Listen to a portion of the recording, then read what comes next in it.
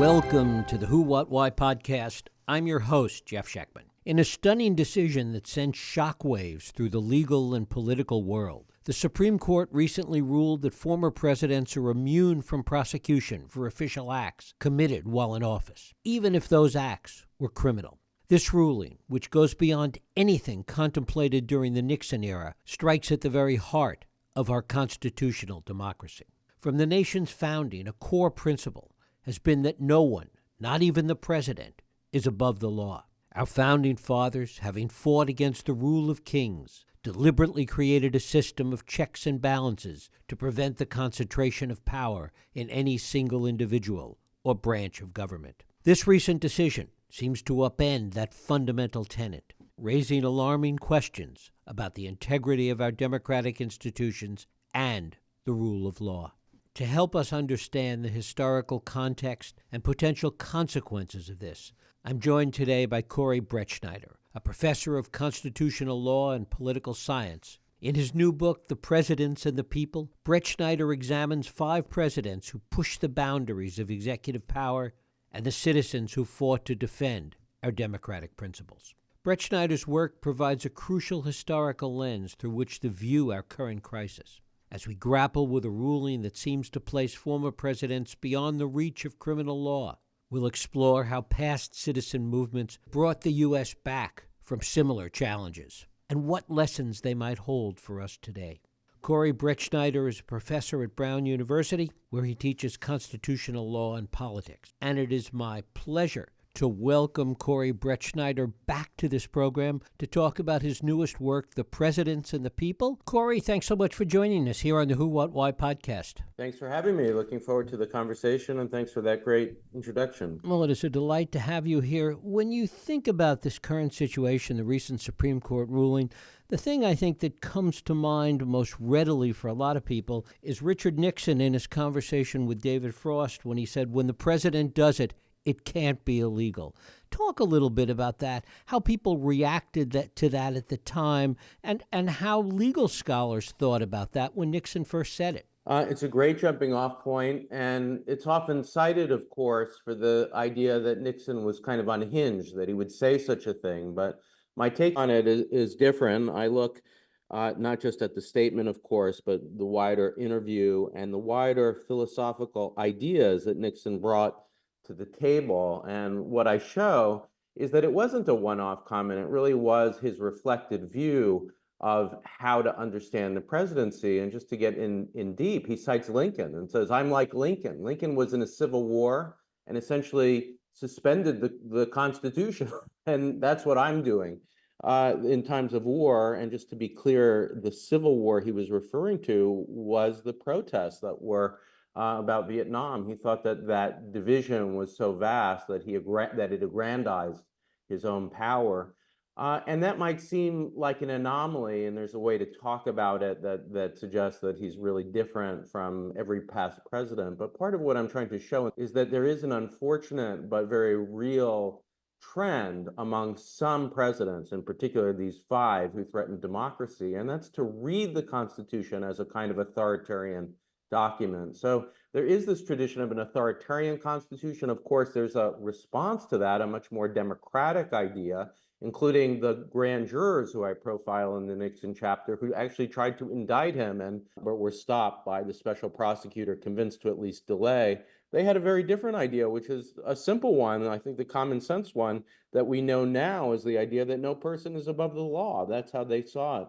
So Nixon really did have he was a lawyer, a well thought out and deeply flawed idea of the Constitution. It fits in this authoritarian tradition. And the citizens of the grand jury tried to indict him, as well as Daniel Ellsberg, the target of most of his ire. So much of it was targeted at Ellsberg, who he saw as a leader of the kind of Civil War opposing side, protesting the war.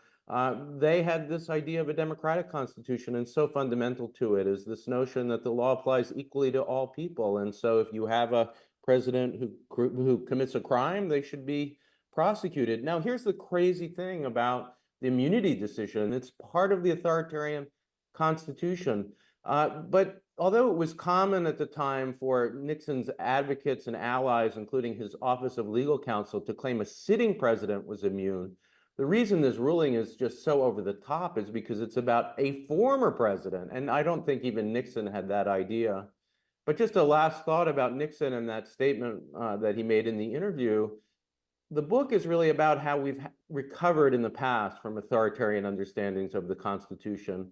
But clearly, we haven't recovered from Nixon's authoritarian idea. And so, in some ways, the book is a call for that kind of recovery. And yet, the one thing that's changed fundamentally since Nixon's efforts to do this is that the Supreme Court has now put its imprimatur on these Nixonian ideas. That's so true. I mean, really, in the end, Nixon had these ideas and he had allies, certainly, in Justice Scalia and Justice Bork. And they went from Justice Bork being, essentially a member of Nixon's administration. Scalia never served under Nixon, but was nominated and certainly did serve under Ford.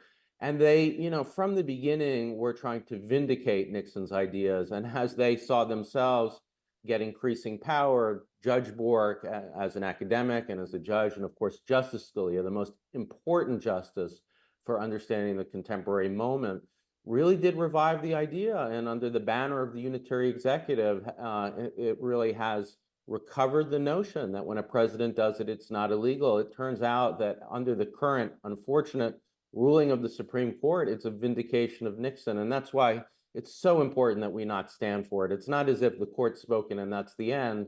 In the past, courts and presidents have really threatened our democracy, and we fought back, and that's what this book is about, and it's about the need to do so now. And you talk about Bork, and it is so clear when you look at the arc of Bork and the attempt to put him on the Supreme Court that his views were considered extreme at the moment, at that particular time, and yet that's now become the accepted wisdom of the current court. Absolutely. Bork has had his revenge.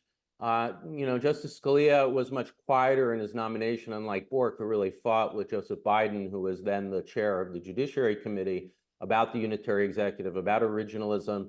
Scalia stayed quieter about his views, and that worked out for him. He was able to get on the court. And in a case called Morrison, he was still in the minority, but a case about whether or not a president can be checked by an independent counsel, the law that was created to try, at least, to recover from Nixon, signed by President Carter into law. What that law did is it took an independent prosecutor and gave that person protection from firing by the president by bringing them outside the Department of Justice.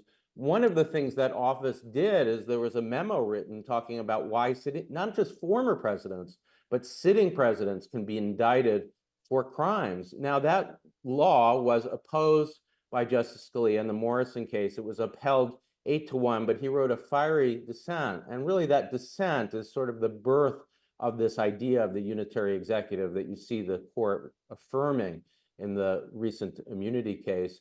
The other ally he had, this is bipartisan, I think, in some ways, the affirmation of the unitary executive, because Bill Clinton, when he found himself under investigation, criminal investigation by Ken Starr, and was worried about his own indictment, his Office of Legal Counsel wrote another memo affirming Nixon's view that sitting presidents were immune from prosecution. And Clinton went further than that. He allowed the law to expire. And so we're right back to the beginning where if Trump were to win, there is no question in my mind that he would be able to fire Jack Smith and any prosecutor that was looking into his own wrongdoing, because no longer is such a person outside the Department of Justice. They work for the president.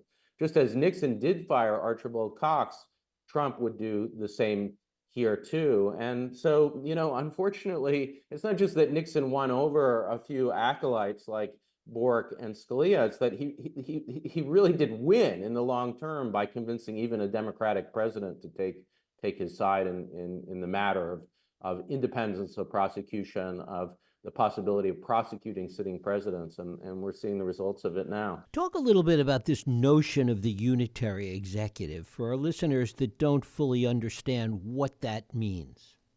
Sure. The idea starts with a simple principle. It's that we have one president, a unitary executive, literally one person who the executive power is vested in, and that part of Article 2 which creates the Constitution, is very important for that understanding of the presidency. And the unitary executive focuses on a matter that might seem kind of obscure, hiring and firing. And they were really the creators of this view. And I think of Justice Bork as the most important, Justice Scalia as the second most important. Really, what they tried to say was that a president should have full power over hiring and firing. Now, what about when it comes to the person looking into his or her crimes? Jack Smith or Archibald Cox in the Nixon case. And that was really the origin of the idea that yes, Nixon was able to fire Cox, did so legally, as Bork often maintained. Now, when it comes to the contemporary cases, the theory of the unitary executive could be used if Trump won to both justify his own firing of Jack Smith, and I think it's a related idea is underneath the immunity ruling, that a president is so singular in his or her executive power that there is no one out there that can bring charges against him or her. So the idea of immunity really stems from this broader idea of the unitary executive. Talk a little bit about Scalia and the way he approached this, or the way he might have approached it today if he was still on the court. I see this ruling as very much a Scalia-like ruling. I mean, it is so extreme in the claim about former presidents being immune, but it comes right out of a lot of his ideas that the president alone has the executive power vested in him or her, that there's a worry about separation of powers of anyone being able to bring charges against such a person. So, it might have gone further than he would have gone, but his ideas certainly gave rise to it in many ways. And, as I argue in the book, this authoritarian idea that Nixon had, put in the most blunt terms, when a president does it, it's not illegal. There's no way that Bork or Scalia would say anything like that. They're just way too subtle in their arguments. But what it amounts to is pretty close to those words uttered by Nixon. And that's why, as I say, we've recovered. John Adams shut down the opposition party. We recovered not by courts then to, Samuel Chase and others not only upheld that law, but lobbied for it, saw that the editors who tried to defend themselves couldn't even raise a free speech claim. But the way that we recovered was through politics, not through courts. And the recreation of the democratic constitution, the election of 1800 became a referendum on democracy, and these editors really worked to elect Jefferson with the pledge that he would restore free speech, and Madison, who even during the War of 1812 didn't shut down the opposition party. So that's a very different kind of example. Early in the Republic, we also faced threats to democracy, and we recovered through politics. It's not courts that did it, and now it's certainly not going to be courts that help us to recover from this crisis of democracy. It has to come in the next election. Is it fair to say that with each successive president, I mean, using these 5 examples that you use in the book, that with each successive president that challenged democratic norms, that pushed the envelope in terms of these areas of legality, that each time the envelope gets pushed further and further and further? Well, I think of it more as like a cycle, that we have these crises of democracy caused by presidents in each of the 5 instances. And in the first, just to mention what they are, the shutdown of free speech by John Adams, not just free speech, but the right to dissent, the right of an opposition party even to exist. That's what he does with the Alien Sedition Acts. He goes after his political opponents. Even Thomas Jefferson, the vice president, is worried about being prosecuted because he's an opponent, of course, of the president. The second, President Buchanan lobbies the Supreme Court successfully to deny all rights to Black Americans under the Constitution in the famous Dred Scott case. He pretends to be neutral, but that's the role that he plays. We know through history. Andrew Johnson tries to bring slavery back under a different name, white supremacy and second-class citizenship. And he claims that's consistent with slavery. Woodrow Wilson and they attempt to nationalize white supremacy. And then finally, Nixon and the attack on the rule of law, the criminality way beyond Watergate, the attempt, for instance, to incapacitate Daniel Ellsberg on the Capitol steps, what we now know from the tapes, the order to break into the Brookings Institution and steal the damaging information that was in a safe there on what he calls, quote unquote, a thievery basis. All of those crises are so serious, they're caused by presidents, but In 4 of them, we recover. And the way we recover is never through courts, it's through citizens standing up for themselves. And it's the 5th that we haven't recovered from. So it's a cycle idea in the book of crisis and recovery, except for the last one. What seems different about our current situation, and I guess it does begin with Nixon, is that in the first 4, they were fundamental issues of policy or governance or ideology that were at the core of these attempts to stretch the powers of the Constitution. In the case of Nixon, and certainly in the current Supreme Court case, it's really about individual power more than it is about governance or principle or ideology. Yeah, that's interesting. I'd have to think more about it, but I appreciate the thought. It's certainly right that there were ideological views of Adams in trying to shut down free speech. He thought the president was a kind of constitutional monarch, and so you couldn't criticize the president any more you could a constitutional king. The second is, of course, about the ideology of trying to deny, of protecting slavery by denying all rights to Black Americans. And the third and fourth are about an ideology of white supremacy. But I guess I would say that in all of them, including the Nixon case, the 5th, there's a mix of 2 things. One is certainly personal ambition. Adams is, regarded as the premier constitutional thinker of his time, but it's not like he's just a pure philosopher. He's upset, for instance, about attacks by these editors on his family members, including his son, and Abigail Adams, his famous spouse, urges him in part to defend his son. And so there's a personal element in that too. In Buchanan, why is he hiding his views and lobbying the Supreme Court publicly? He's proclaiming neutrality. There's a personal ambition in that too, not just an ideological one. And I'd say the same with Wilson when you see him confronted by William Monroe Trotter, one of the great citizen heroes of my book, who calls him out on his resegregation of the federal government and his nationalization of the culture of white supremacy. He reacts by, extremely dismissive, how dare you challenge me? So there is a personal element, I think, in the first 4, although you're also right. I don't want to say it's just that it's certainly about ideas and authoritarian ideas, not just authoritarian attitudes and feelings. And in the Nixon case, I'd say the same too, that we know so much about his paranoia. We hear about his ranting and his drunkenness, but he was a lawyer. And if you listen to that interview, it's crude, but the idea that no person is above the law really gives rise to an ideology. And the ideology or philosophy of the unitary executive is the philosophy of the current Supreme Court. I'm obligated when I teach first-year law students, for instance, at Fordham Law School, where I teach every year too, to teach them about this theory and the cases that go along with them. I wish I could just say it's a bad attitude, but it's law. So I'd say in each of them, it's depending on what we have tended to know, and the book is trying to correct this, it's a mix of both personal ambition, and Adams was really caught up in ego, I think, in a similar way to Nixon, even though he was much more scholarly about it. So it's about personality, but it also certainly in all 5, I think, is also about ideology. Are there similarities in looking at the first 4 in particular historically?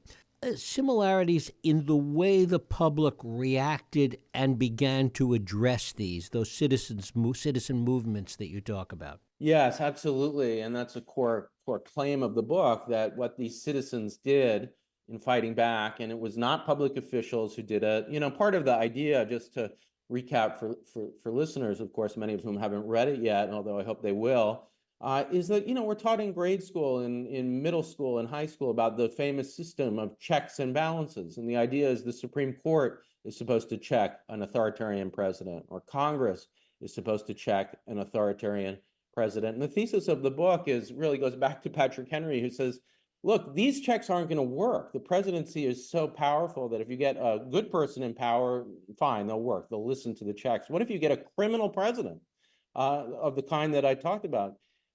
Henry's warning is that person's going to realize the checks don't work. And in fact, as they realize the checks don't work, they start to see that they're going to become more criminal, more ambitious until, and this is the radical claim that might have seemed paranoid until the court's recent decision and recent events, and of course the presidency of Donald Trump. That person might crown themselves a monarch, he says. That's how ambitious and how weak the checks will be. So the book tries to take that claim seriously, and I do argue that the checks of the Supreme Court, the checks of Congress, really haven't worked in the way they're supposed to work. What has worked? It's these citizen movements galvanizing behind a recovery president to recover from the authoritarian ideas, to recover a democratic constitution. And that works in the four cases because the newspaper editors who find themselves prosecuted turn their own trials, publicize them into a trial of John Adams' authoritarianism and a call for the election of Jefferson and subsequently Madison, who promised to restore the democratic constitution. And that happens in the other cycles as well. I'll mention briefly in the second, Buchanan is opposed by Frederick Douglass, a citizen, a formerly enslaved person who appeals to the Constitution. That's the common element. It's galvanizing a constituency behind the citizens to elect a recovery president using a democratic idea of the Constitution. That's crucial. They're not just trying to defeat authoritarianism, they're trying to restore a democratic idea. In the case of Johnson, there's a recovery with Grant. In the case of Wilson, the recovery takes decades, but I talk about some unknown heroes of the civil rights movement, most importantly, Sadie Alexander, who uses the Civil Rights Committee that she's appointed to by Truman to really advocate for a serious recovery from Wilson, laying out an agenda of not just reversal of Plessy versus Ferguson, not just a demand which Truman complies with the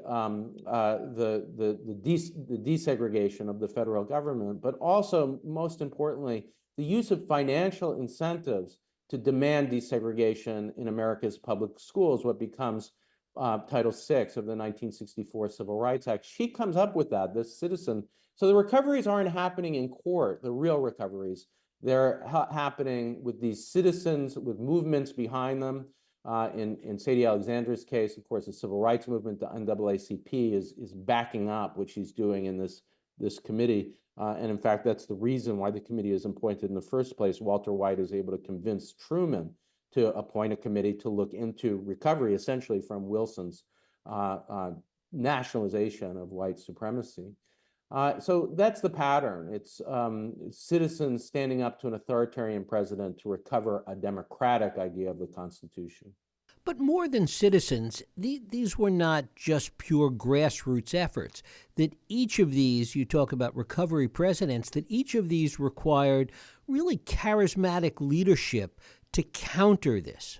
Absolutely. What a great point. You know, in court, it's supposed to be just the best argument wins. And that's really not how these constitutional constituencies operate. They themselves made use of rhetoric. They were charismatic, the leaders of them. They galvanized people behind them. Of course, you need charisma to do so. And then they demanded of presidents who had to, after all, lead the country, not just a sort of small legal reform, but the restoration of an idea. And in the case of Jefferson, wow, what a moment when in the first inaugural, he says famously, we're all Federalists, we're all Republicans, meaning we're all have aspects of the party I just defeated and my party, the Democratic Republicans. I'm not going to shut down the opposition. America is about multi-party democracy. Two of the most important set of sentences ever uttered by a president. And we see that in these other cases too. The partnership, for instance, that I talk about in that 1964 Civil Rights Act between Martin Luther King, who really goes from being a theologian to stressing the importance of an anti-tyranny principle at the core of the Constitution, echoed by Lyndon Johnson, and for instance, his most famous speech about voting rights after the passage of the 1965 Voting Rights Act. Those recovery presidents alongside these charismatic citizens who were their allies really is what saved the democratic constitution from the authoritarian one. And my hope is certainly that will happen in the future again. Do you see anything in the political or media environment today that has the potential to either enhance this recovery in the way you've shown it historically, or to impede the kind of recovery that we've seen in the past? Well, I think, one thing people often point out is that during the Nixon era, which is true, that media was more consolidated. So lots of people watched the Watergate hearings, and they were aired, of course, on the three networks. Now we're much more diffuse. But my response to that is that everything that might look like a weakness, actually, a lot of it was present during the past recoveries. So during Adams, those newspapers are certainly partisan and fragmented. During the recovery led by Frederick Douglass, his newspapers, the North Star and Frederick Douglass's paper, really are read by a few thousand people, not millions, certainly. And William Monroe Trotter, similarly, his audience is not anything like a modern audience, even in fragmented media. So things that might make it seem impossible to have such a recovery now, I think when you look closely, there were challenges then too. Of course, we're facing, a distinct kind of threat in a few ways. One is these crises presidents, as I call them, the five who threaten democracy, do disappear from the scene after their presidency. In the case of Donald Trump, who really captures the danger of all five of them, he's come back. And so that's unique in the moment. And the sort of disinformation that you see now is a challenge. I wouldn't say it's totally unique. There's a lot of argument about facts and fake news. They don't use that phrase, but certainly, from the founding, when you have these partisan outlets. So there is a difference in that this person, former President Trump, might come back. That didn't happen before. There is a challenge in the threat to questions of fact. That is not unique. I guess the one thing that really is a little different, not totally unprecedented, and I'll say why, is the undermining of faith in the electoral institutions. Now, why I say it's not totally unprecedented is because one of the things that I uncover about John Adams is that there was a plot by his party to steal the election of 1800 in an eerily similar way to the way that Trump tried to do it 4 years ago. What Adams' party does is they come up with a scheme where there'll be a committee appointed that will have the power to deny the certification of electoral votes, with the plot that they'll throw the election, as the Constitution requires, without enough certified electoral votes to the House of Representatives. And there are enough Federalist votes in the House of Representatives for Adams to win. When that plot is uncovered, that's what triggers the Sedition Act. That's why all these editors are prosecuted. So even that, although there are elements that are unique, has eerie similarity with past examples. So history does repeat itself, or in the words of Mark Twain, it certainly rhymes. Yeah, exactly. I think that's, if I had to have a theme of the book, that would be it. Absolutely. Corey Brettschneider, his book is The Presidents and the People, 5 Leaders Who Threatened Democracy and the Citizens Who Fought to Defend It. Corey, I thank you so much for spending time with us today here on the Who, What, Why podcast. What a pleasure. Thanks for these great questions and for really paying such attention to the details of the book, and look forward to hearing from your listeners. Thank you so much. And thank you for listening and joining us here on the Who, What, Why podcast. I hope you join us next week for another Radio Who, What, Why podcast. I'm Jeff Sheckman. If you like this podcast, please feel free to share and help others find it by rating and reviewing it on iTunes. You can also support this podcast and all the work we do by going to whowhatwhy.org/donate.